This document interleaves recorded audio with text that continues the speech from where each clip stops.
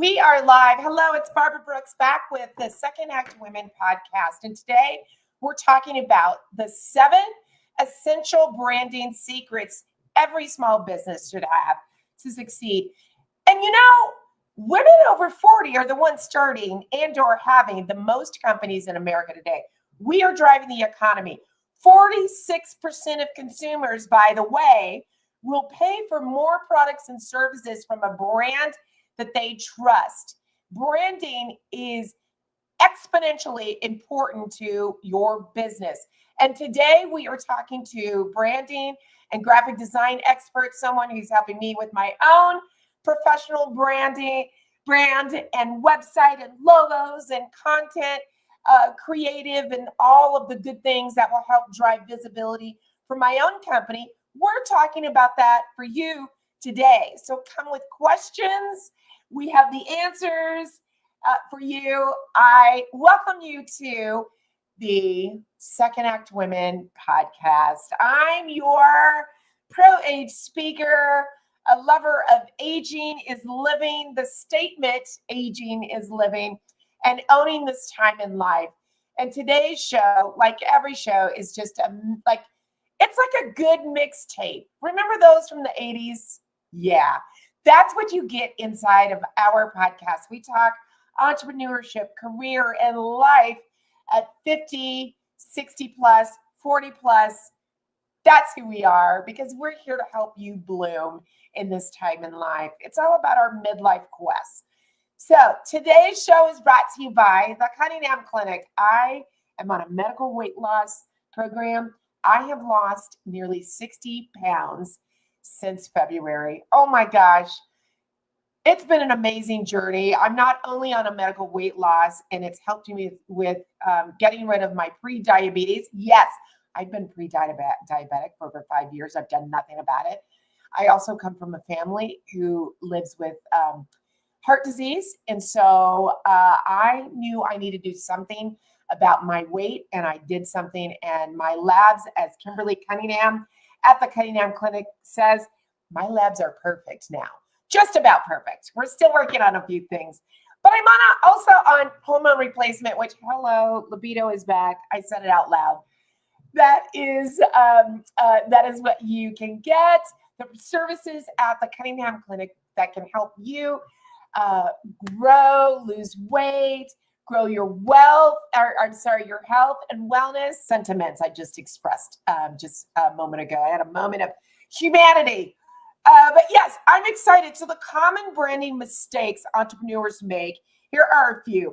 Inconsistent branding, vague brand positioning, not even understanding your brand positioning and the value that you bring to the table, overcomplicated messaging, wanting to say so much in your creative and in your content that it gets lost on the consumer, targeting the wrong audience. And for some, it's not even knowing your audience, and so many other things that is all wrapped up into understanding your brand.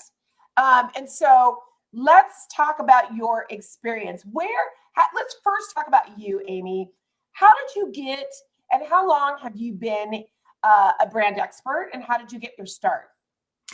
I've been a graphic designer for about 1 million years at this point. No, actually, it's been more than 20 years at this point. I've worked for a lot of big companies. You can go on my LinkedIn or anywhere and see. And about 5 or 6 years ago, I started shifting a little bit towards smaller companies. I really like to work with women who are putting themselves out there and really, putting themselves out there and doing something for the world. So I just like that energy, and I like seeing what they're making of themselves, and I like to be a part of it.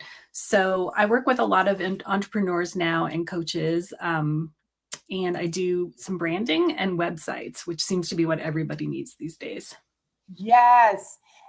Can you educate us on what is branding? Because there's business branding, there's and then for me, I consider there are 2 other things when it comes to the human. There's professional branding, for the career professional or an entrepreneur, and then there's personal branding, which I consider for the content creators, where it's all about them. They are the business. Their name is the business. What is business branding? Because we're going to talk about both personal branding and business branding today. Yeah. So I'm a graphic designer. So what I want to help people with is getting their information about their business and their services out in a way that's understandable. So to me, graphic design isn't just about looking pretty. Certainly, we're a very visual society now, and we're very sophisticated now in how we perceive those kinds of things. But to me, good graphic design makes it so that your client or your customer can find what they need easily and understand it. So to me, like function has to be a part of good branding. Like it's not just functionality. What is that, Amy? What is function? So your customers need to be able to understand your message. They need to be able to read your message in terms of like, can they actually read fonts that are, being used in your brand or on your website? They need to understand that you're there for them. So in terms of the choices you're making visually, they should really be about your customer or your client. So that's part of it. And we're all so busy now. There's so much information out there. So I want to be as succinct as possible in what you need to say. Like nobody reads full giant tomes on websites anymore. We're so busy. We just need to get to the information we need. Your potential customer or client is coming to you to get a problem solved. And they need to understand quickly that they can get that problem solved. And you, with good branding, you're indicating that visually.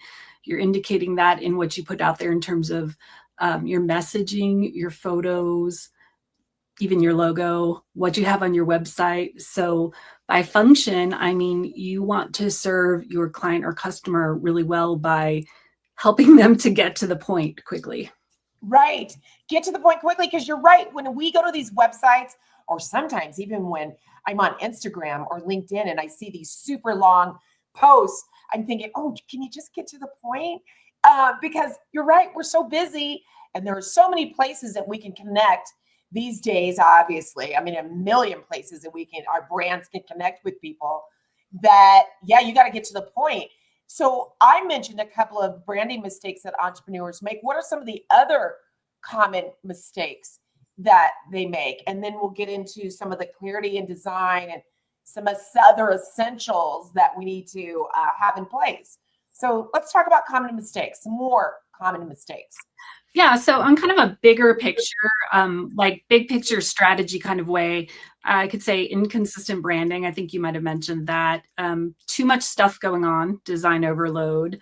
I'd say vague brand positioning, like not knowing who you're marketing toward, not being able to stand out. And part of the problem with that is that when you're doing that, you're not really getting your ideal client. There is someone out there who wants and needs your service. And if you're being kind of too vague or appealing to everyone, then you're not getting to that person who actually wants to work with you. And that's also lack of differentiation. And, Amy, when you say that, when we started working together on my professional brand, and I do this as a professional brand expert for other people, not on the design aspect of things, but building out who and what they are and how they serve their customers. What I love is you did, you had me go through an exercise. So you had a sort of workbook for me to go through. And I love a good workbook. I do the same, but it was fun to do yours. And so that helps delineate and help you figure out the differentiation zone, as you just mentioned, because you're right. We make the mistake, I believe, of starting our companies and or owning our companies even for years and not necessarily understanding who it is we are speaking to.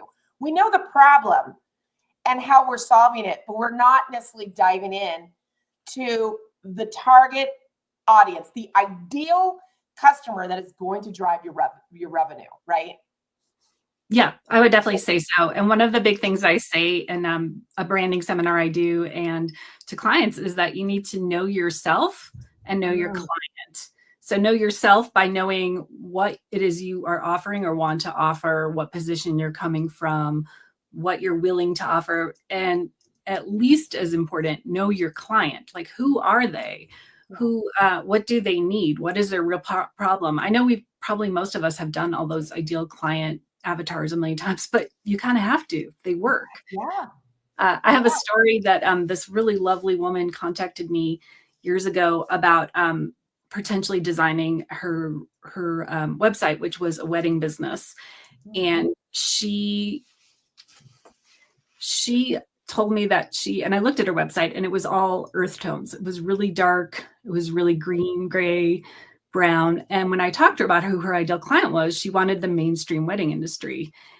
And there was such a disconnect there. And when I asked her, like, what is it that you're getting at this messaging with, you've got these very specific colors, she said that they were her favorite colors, which is lovely. And there certainly might be a market for that, but it's, at least at that time, not generally the mainstream wedding industry. That is kind of less earth tones, more romance, pink, white, So I think it's important to know where you're coming from, and also important to know who your client is, and in the marketplace, where you fit into that.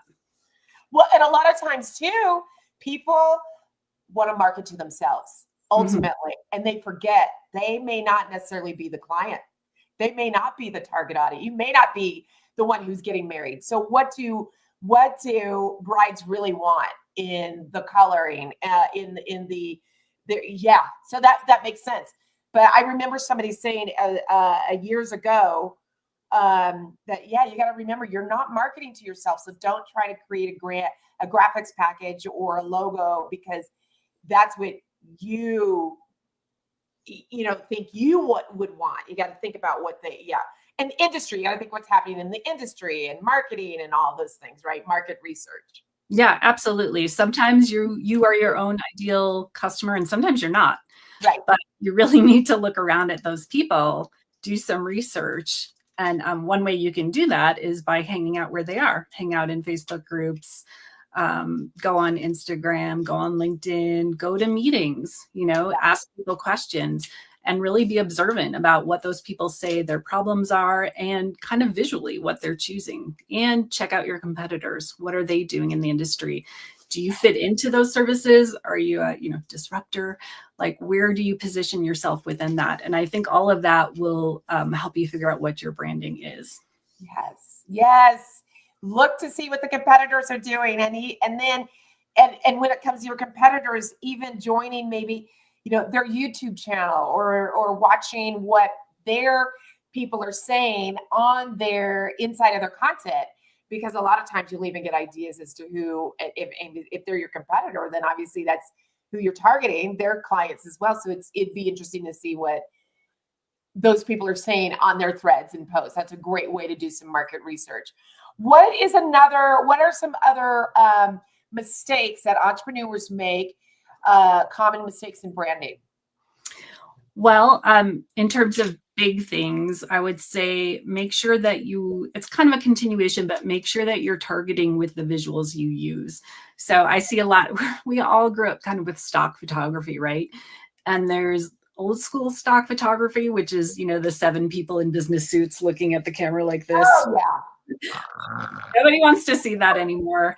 If you need to use stock photography, there's beautiful stock photography out now. You might have to pay a little bit, but it's kind of more what I call like new entrepreneur, with a little bit more authentic, a little bit more natural. So if you're going to make visual choices like that, go for that. Another thing is, can you get images taken of yourself? Can you pay for photography? It's so hard. I totally understand we're all on a budget, but man, it makes such a difference when I work with clients that, like you, have beautiful photography that I can use. In terms of the branding and the website, it elevates it so much. Yes. There's a lot of photographers at different price points out there. So see if you can find someone that can work with you, because it makes an enormous difference. An enormous difference. And when you're talking about stock photography, places like Canva, if you have that $19 a month, by the way, it's a woman-owned company, and I like to let people know that. But there's a lot of really great stock photography there. Let's talk really quick. Speaking of imagery, of AI. I say don't use AI images unless they're real people. I can definitely tell. Actually, okay, that's just me. So I'm curious what you think, because I can tell on LinkedIn and other places when people are posting images of humans, they look so generated that I'm thinking, so let's talk about that really briefly. What do you think about that? Images on AI. I have a lot of thoughts. Don't look like humans. So, as a graphic designer, and I also do some fine art, it's kind of hard to see AI take all that work that all those kinds of people have done and spit it out into something that they don't necessarily get the credit or profit for.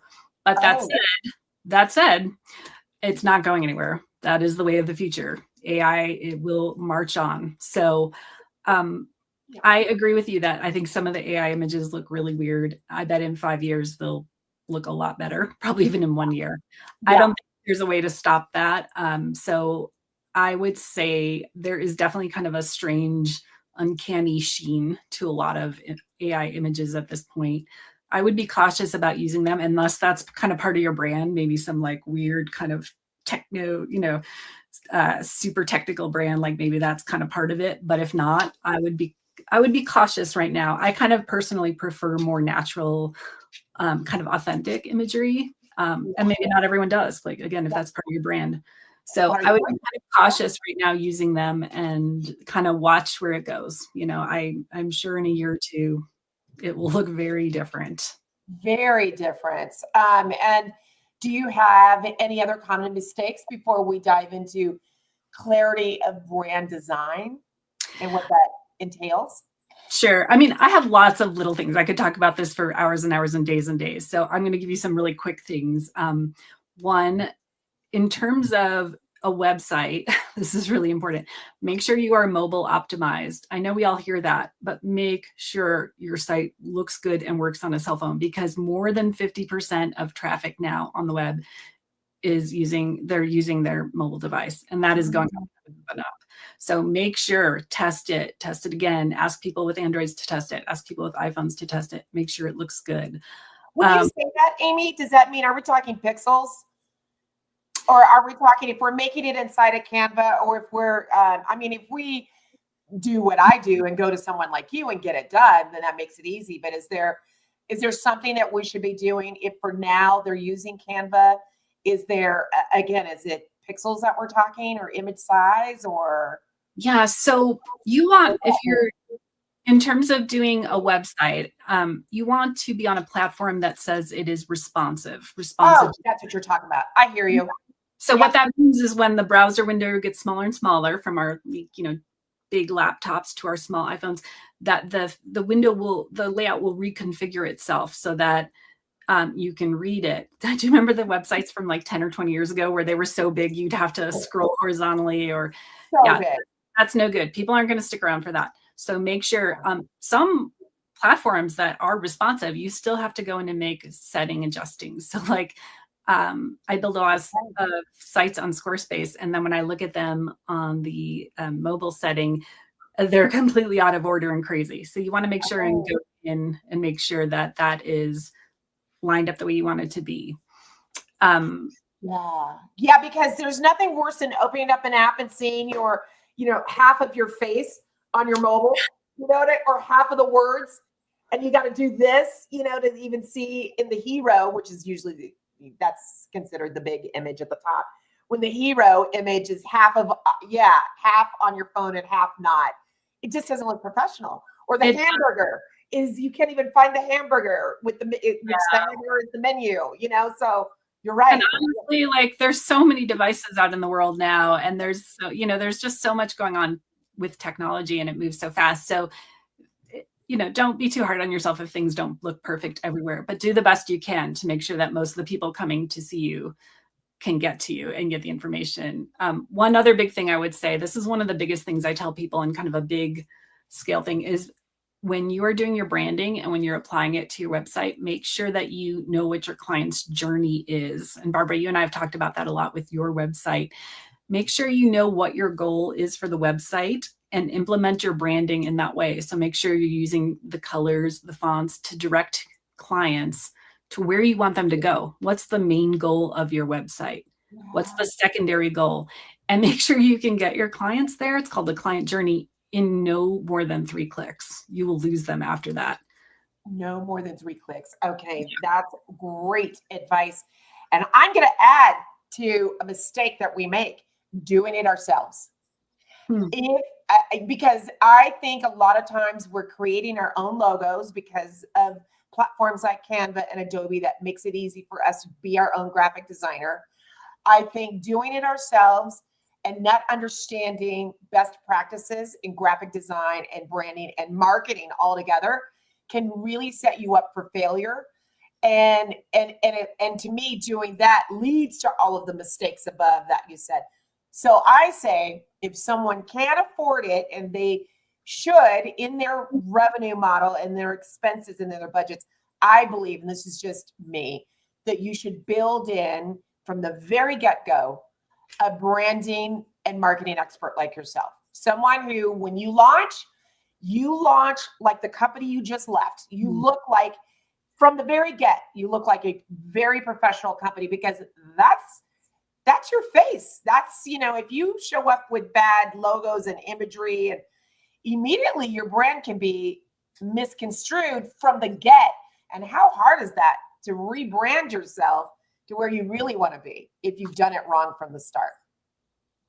Yeah, I mean, I think we've democratized design a lot in the last decade with tools like Canva, which is great, that people can use it who don't have to spend 20 years learning it. But I do think that there's a lot to know. There's a lot to know on best practices, both visually with graphic design, with colors, with fonts, and being on your website, how to build it so that you can get that client path right, get people to move from visitors to whatever goal you have, to click through and become customers. That's what I do all day long. I spend a lot of time. So I think if you can budget for it, it's worth it. Yeah, I agree. All right, let's talk about clarity in design, brand design. What does this mean? Yeah, I think a lot of it, again, know your client, and then a lot of it is be consistent. Those are kind of two of the biggest things. So in terms of consistency, if we're just talking brand design, I would say have a set of logos that you always use, 3 or 4 logos. And what I mean by that is you'll probably have one that's maybe horizontal, one that's stacked.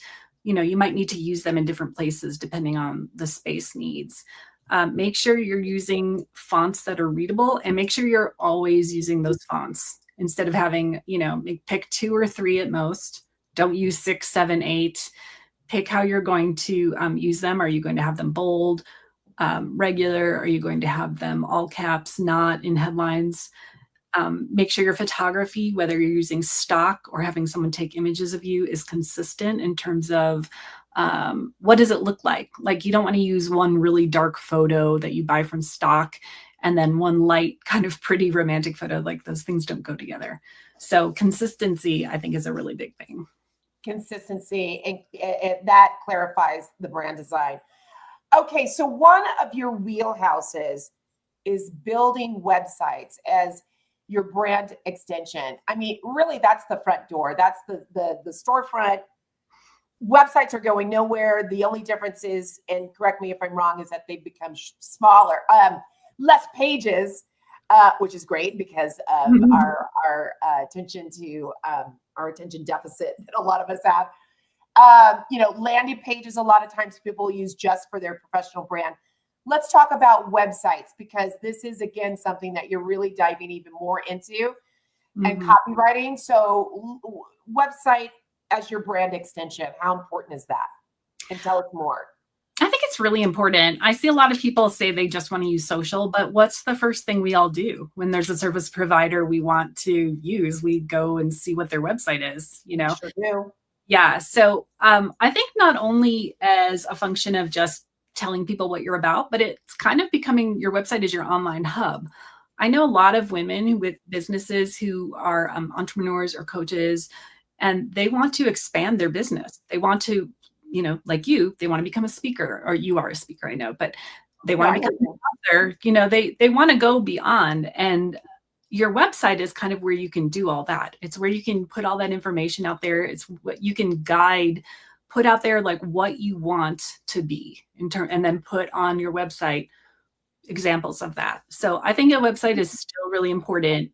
I think social is great to build your mailing list and to drive people to your website, but your website is your home, your online hub.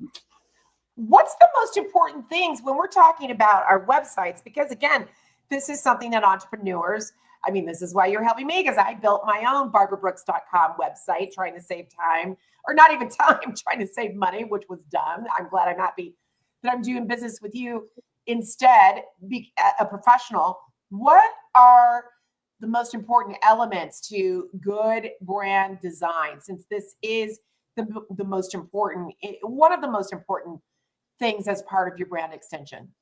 Do you mean on your website? The website. Yeah. What are some of the key elements that's very important when we're landing on a website that as you're designing? Yeah.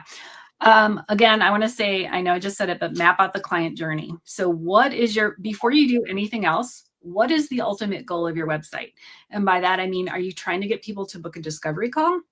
Are you trying to get people to sign up for your mailing list? Are you trying to sell a book?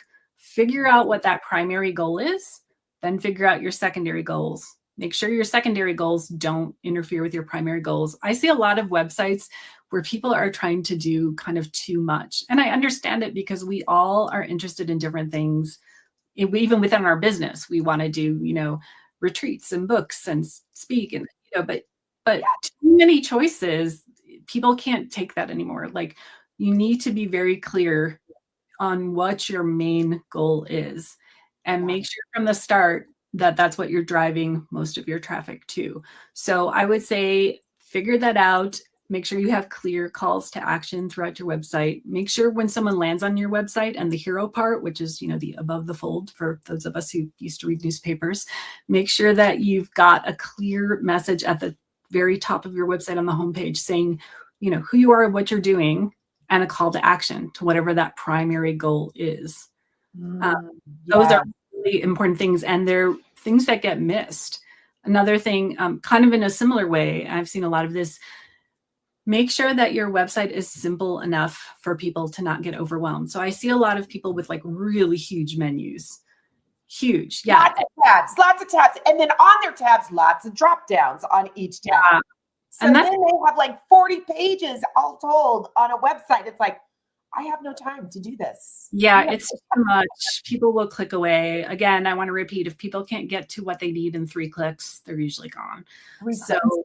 Yeah. So, I recommend for a menu having the kind of basic pages: home, about, services, contact, that kind of thing. And then if you have 1 or 2 very specific parts of your business, like a book or a retreat, you can add that to your menu. Yeah. But I would go for simplicity, clarity of message. Those are really important. Make sure that you're using your brand identity consistently through your website. Make sure your buttons are the consistent colors. We can have different colors, like one, first, second, and third, but make sure that, you don't want 20 different colors through your website. Yes. It's not going to help. So, okay. So website, so practical website tips are there any other tips or things, as we kind of dove into some other tips for your website? I have a million tips. Tips. Yeah. So one thing is, make sure this is another one of the biggest things. Make sure your text is readable. I see a lot of websites that use really tiny fonts, and maybe it's just as I'm getting older and need glasses more. I can't read those. So make sure your text is readable. Make sure it's big enough. Make sure there's enough contrast. I also see a lot of sites where you've got like a white background and then this really pretty pink font or pink color of their type. I can't read that.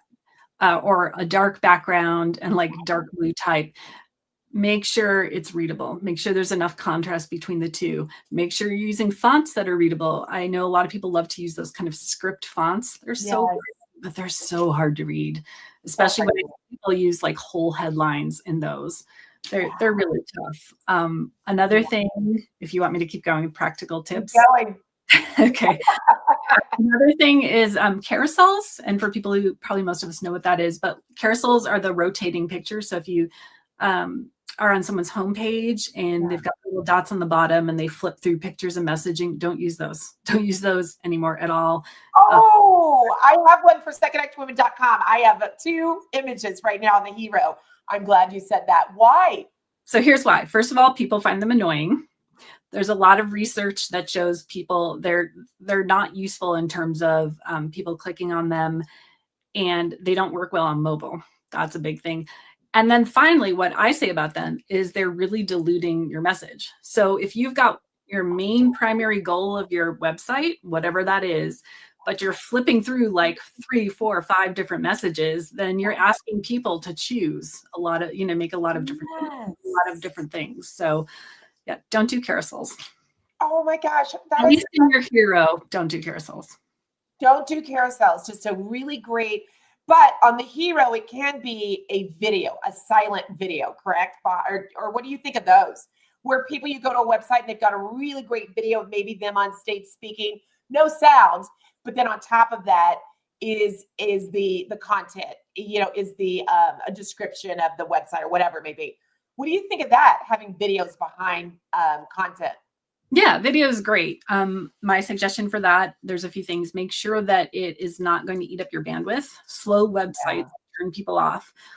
So generally, as far right now, best practices for video is to embed it from a different party. Like if you have a video on YouTube, you can take the code and use that in your website provider, as opposed to uploading the actual video and hosting it. That will make it slower. If you embed it, that goes a little better for you in terms of bandwidth. Also, make sure it's not too cluttered. I see a lot of people using video in that manner, which can be really lovely. But then there's type over the video and it's distracting. And then there's an image behind it. There's just too much in the video. Yeah. So use a short video, something that won't, take up too much time or too much bandwidth, and make sure it's not cluttered. Make sure your message is still really clear. But video, video, again, kind of like AI, video is the future.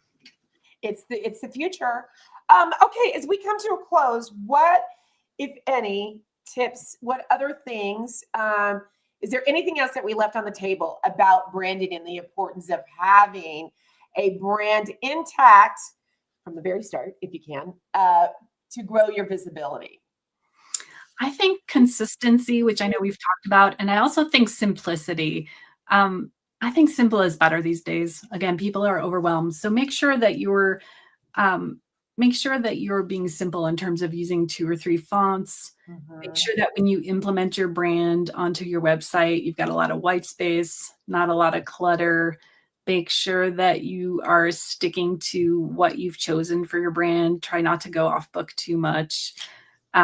Those are kind of my main things: simplicity and consistency. And consistency. Yeah. And in consistency, you're talking, don't change up your fonts, your colors, images that you have been known, that people now know you by.